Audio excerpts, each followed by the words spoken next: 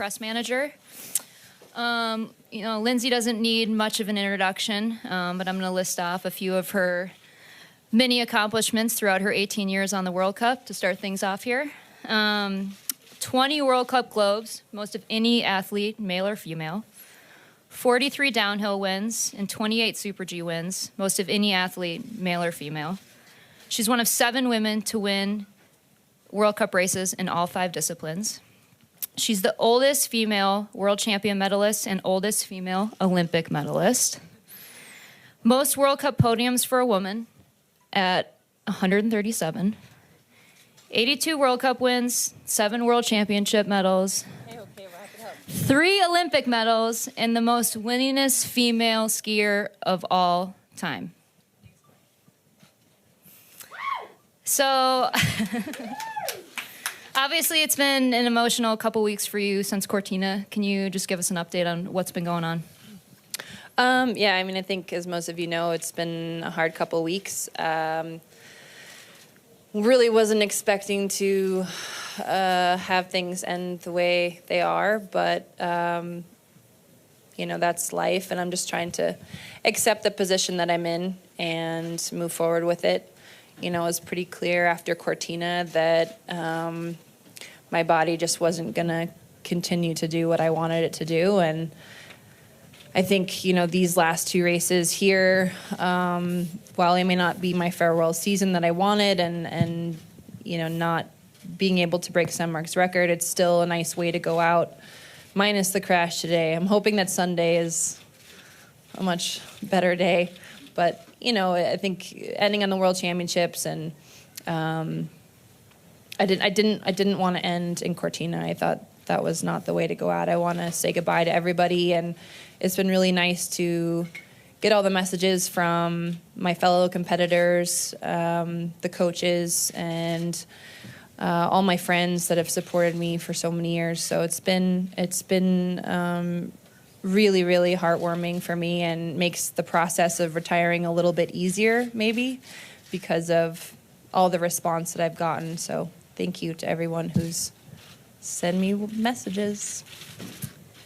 Åre is a very special place for you with your first World Championship medals here and also 6 World Cup wins across 3 disciplines. How special is it for you to end your career here?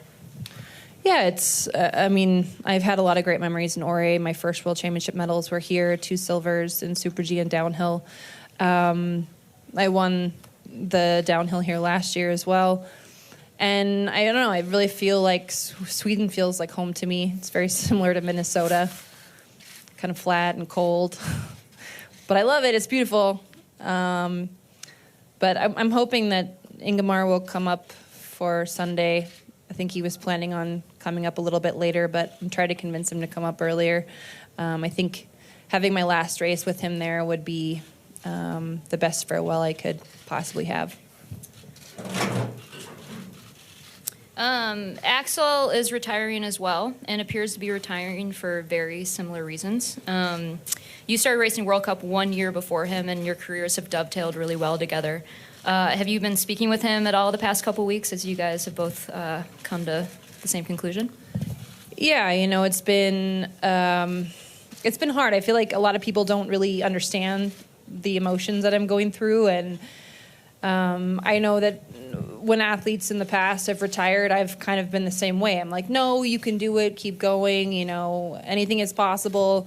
But, as an athlete, when you get to that point, you just know in your gut that it's time. And Axel is in the same position as I am, and we both, said, well, maybe, we should just finish out in Åre and have a big party. And we're both, kind of accepting of where we are at the moment, and it was just nice to be able to talk to someone who's going through the same thing that I am at the exact same time and kind of help me through it a bit. Open up to questions.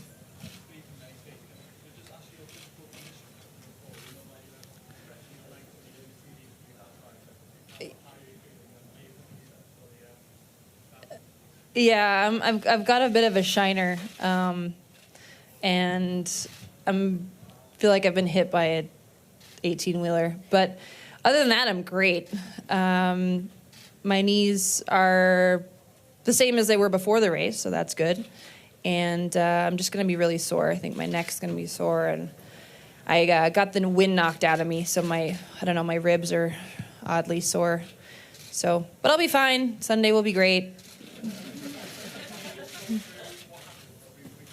Oh, I don't know. I mean, it happened really quickly. I think that I had the right line coming in, and that roll jump had kind of a crown to it. It wasn't exactly smooth, and I think one of my skis just hooked up and sent me straight into the panel. I really wasn't expecting it, and I think also too maybe with the flat light had something to do with it. And maybe I pressured the ski in the wrong place, but I have to watch video. I think the header into the fence probably wasn't the best part of, yeah, I don't know. I don't know what happened in my face. I don't really know what happened. My immediate thought was, what the heck? Why am I in the fence again? I'd like to swear. There's a couple things that I would like to say, but I'm going to refrain from doing that.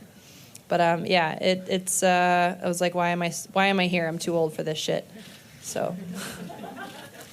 With all your success, what does it feel like preparing for the downhill, knowing that you probably won't win? Who said I won't win? I didn't say that. I could still win.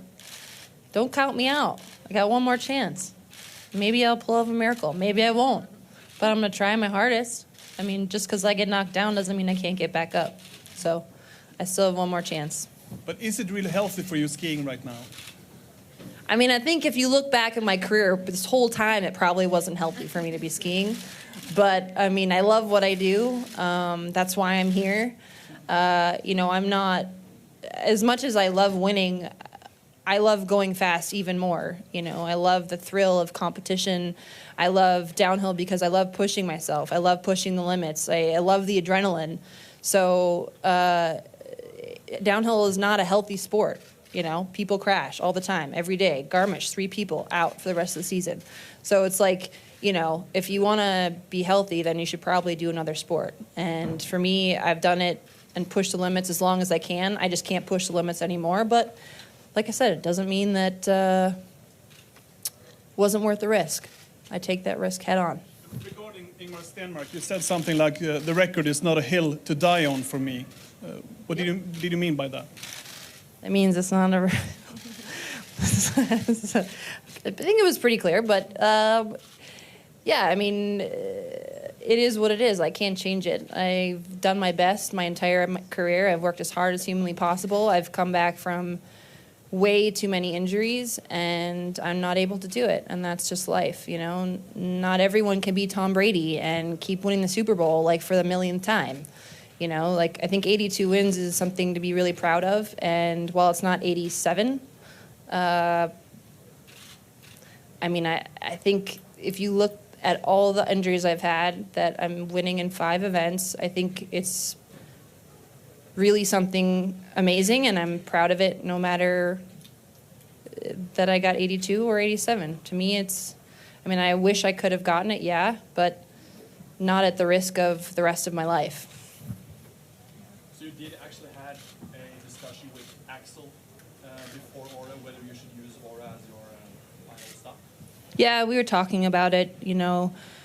I was contemplating whether I would just retire altogether after Cortina, and he wasn't racing in Kitzbühel, and I just said, I'm like, what if we just go to Åre and we have one last chance and then we have a big party? And he's like, that's a great idea. I love that idea. And we just were talking about it, and I don't know, we both kind of decided that was a good plan. What? Please use extra microphone. Use that microphone as well. And those guys, Kjetil and Axel, the Norwegian guys, what do they mean to you? I mean, I trained with them quite a bit. Those two more than, and Kilde more than a lot of other men, even probably more than the U.S. men. And they've always pushed me, and they've always respected me as much as I respect them. And I find that to be very motivating, and they're always smiling, they're always working hard, they're always very gracious on and off the slope. So it's been a privilege to spend so much time with them, and I've learned a lot from them. You know, I talk about their skis with them because I'm on men's skis. So Jansu's always been really open with me and telling me what he likes and what he doesn't like. And Axel's a little bit taller than me, so we don't exactly have the same feeling on the skis. But still, it's nice to have that mutual respect from such accomplished racers, and I've really enjoyed spending time with them. It's going to be an emotional race for you, for sure. How are you approaching this mentally these upcoming days? And do you have a secret card before the race? Oh, a what before? A secret card? A secret card? An ace? Something? An ace card. I mean, you can never count me out. I don't know. Maybe I have one on my sleeve. No, I mean, it's. I feel like I've cried so much. Honestly, I'm just tapped out. I'm not sad anymore. I've accepted it.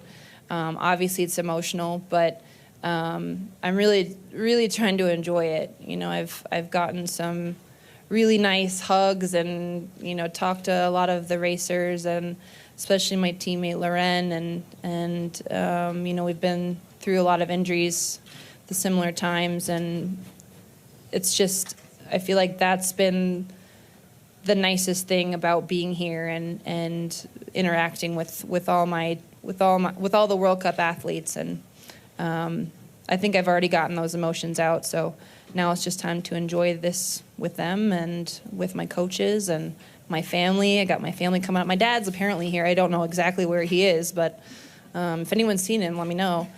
Yeah, you know, I think it's just time to enjoy it and have some fun, and then party.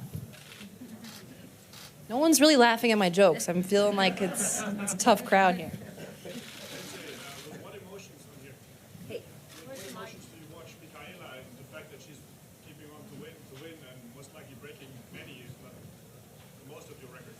Yeah, it's fun to see. I mean, she's obviously incredibly talented, and you know, she approaches skiing in a much different way than most, or maybe everyone. It's very methodical and technical, and kind of the opposite of me. But you know, that's why I think she's had so much success. So I just wish her continued success, and I think most importantly, health and happiness as well, because you know, you also have to enjoy that success. Otherwise, it's not so fun. Hi. Just one more question about Axel. Being from Norway, it would be interesting to hear what kind of thoughts you have to him as a person. He's a very nice person. He's pretty funny. I think he's gotten more funny over time. But we've shared the podium, you know, when we've won globes and things like that, and he's just always kind of an upbeat guy, really kind, and like I said, always respectful, you know. I feel like all of Norwegians have always been really respectful to me, and you know, they don't look at women skiing as a second tier. You know, they respect what I've accomplished, and like pretty much the entire Norwegian team wrote me directly after I announced my retirement, and had a lot of incredibly kind words. And a lot of people did that, but not everyone. And it was really meant a lot to me to see from the men's side that those guys spent the time to reach out to me. Lindsey, hi, here I am. An end is always a new beginning. What will be the new beginning for you? I don't know. That's the exciting part. There's a lot to look forward to. Starting my own business. I've got some movie stuff coming up. I'm not acting just yet, but executive producing, and I'm going to continue my relationships with my current companies, Red Bull, Under Armour. I've got a new project coming soon, but I can't tell you yet. But there's a lot to look forward to. I think that I'm going to approach business in the same way they approach skiing. You know, just work as hard as I can and stay diligent about it. And I hope that, you know, one day they'll say, oh, yeah, she was a skier a long time ago, but now she's a successful businesswoman. So, I don't know. Next goal, take over the world, one step at a time. Successful will be important still. Because well, I mean, I'm like a driven person, you know. I'm not going to be sitting on the couch twiddling my thumbs. That would be boring. I'll definitely need to do something that, you know, activates my mind and you know, I can't activate my body in the way I used to, but I can still challenge myself. You know, it's all about pushing yourself, and I obviously don't know what I'm doing in business, so I mean, that's not true. I went to Harvard for 4 days, so I feel like I know something. I did before. It was only 4 days, so. Gosh, you guys, I'm trying to make jokes. I'm definitely not going to be a comedian. You should challenge Trump. That's a bad idea. Hi, Lindsey. Here. I mean, obviously, you're historical when it comes to podiums, wins, medals, and everything. But I mean, being a female role model in the athlete world, looking at that part, what are you most proud of during your career? I'm most proud of my foundation. You know, I started it, and I think that was one of the best things that came out of my injuries was that I was able to start my foundation. And our mission is to empower and inspire young girls. And you know, I know the impact that people can have on kids. You know, I met Peekaboo Street when I was 9 years old, and she's the reason why I'm sitting here right now, because she inspired me. And so I think that being in this position as a professional athlete, you have an opportunity to make other people's lives better. And so I'm trying to utilize this position and to do that as much as possible. And I'll continue to do that even more once I'm done skiing. But yeah, I think I think of all the accomplishments, that's probably one of my biggest, starting my foundation. Lindsey, what will you miss most about ski racing? Going fast. You know, you can't really find the adrenaline and the speed and, you know, the risk involved in ski racing and anything else. I kind of got that feeling when I was driving a Formula One car, but it wasn't still the same. Like your body's not physically in harm's way, and I don't know. I don't know how I'm going to replace that feeling. I don't think business is really going to fill that void, but it's worth a shot. So you're going to miss the Autobahn too? I can still drive the Autobahn, even though I'm not racing Claire.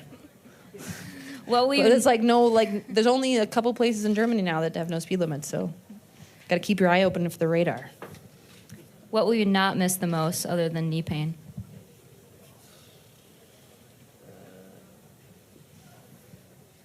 I don't know. Lugging my stuff around. I got too many bags, you know.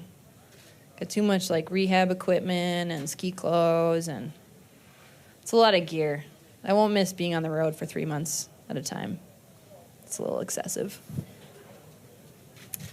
What's the first thing you're going to do when you get home next week as your first day as a retired I can't athlete? tell you that. That's inappropriate. No one got that. That's like half the people got that. Come on. Kaczynski. Okay. My boyfriend's on the phone with me, so he's laughing at me. Yeah. Yeah. Hey, hi, PK.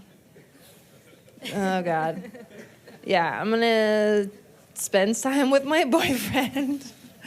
And, yeah, I don't know. I haven't really... I got to have surgery on my knee, so I got to figure out when I'm going to do that. And I'm going to go to the Laureus Awards, come back the year. I don't know. I don't know if this comeback was... Anyways, that's another story, long story. But yeah, I'm going to hang out with my boyfriend. That's what I'm going to do when I get home. What do ice hockey and alpine skiing They're freaking cold. Like, I'm in my jacket in the stadium, and it's not warm. Like, if you could have played tennis or, like, I don't know, something, an indoor sport that was actually warm, that would have been helpful. But, yeah. I mean, we both have Olympic gold medals. That's not really what ice hockey and skiing have in common, but it's what we have in common, I guess. He doesn't really go that fast, so it's, I don't know. They're cold. Icy, cold. I don't know. Can you hear me? Yes, I can hear you. Lindsey, you actually looked really depressed when you were talking about the adrenaline. I mean, are you a bit worried? I'm really depressed that I won't have the same adrenaline in my life. Yes, I will miss the adrenaline. Like, when I'm injured, it's always what drives me to come back. You know, I need that thrill, and I need to go fast. And like I said, I don't know what's going to fill that void. It's going to be a big void. I mean, I might just need to get a big sports car and rent some time on the track. Honestly, I don't know.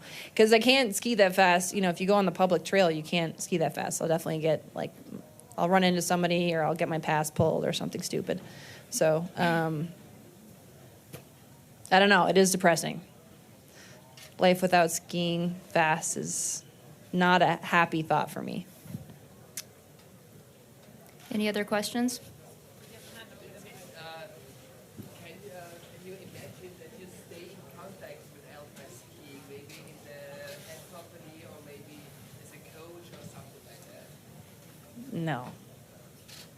I can't. It would make me too sad. Like, I can't. I needed a break because, you know, I want to be still here.